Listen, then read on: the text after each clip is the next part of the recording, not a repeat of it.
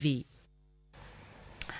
Kwa wewe report ya litanya kurumga juang jaten migao manarita kwe Kithure Kindiki osoko wangogai marobila Japheth Koome kod jakom commission marobila NPSC Eliud Kinothia kama okone ywarruok mar jodito ariogo sekta marobila medo mana mieno sekta no kod kido marach.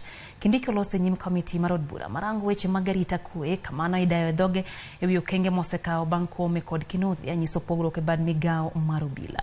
Kindiki dayo dhoge ewi ywarruok mantiere kindo gai marobila Japheth Koome kod Eliud Kinothia ewi medo lemo apisas 514 magobila kagi idho ngase sekta no marobila. Kindiki olero ne ywarruokno inyal mana tiek kod doho kata Tony Janet mapacho ka manyalo lero tije magogai marobila kod commission mar NPS. Well, it's 1:20. And the Inspector General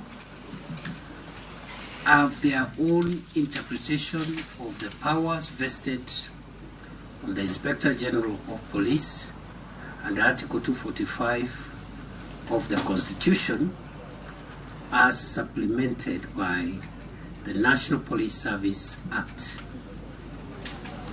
On the other hand, the Commission has also their own interpretation of what their mandate is as provided for under Article 246 of the Constitution as supplemented by the National Police Service Commission Act.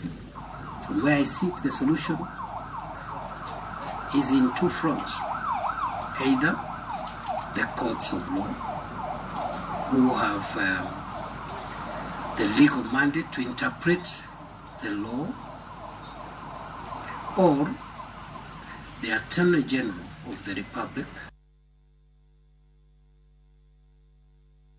Kodhi mbele ni penjo pod ng'eny ni nyalo biro ni Kenya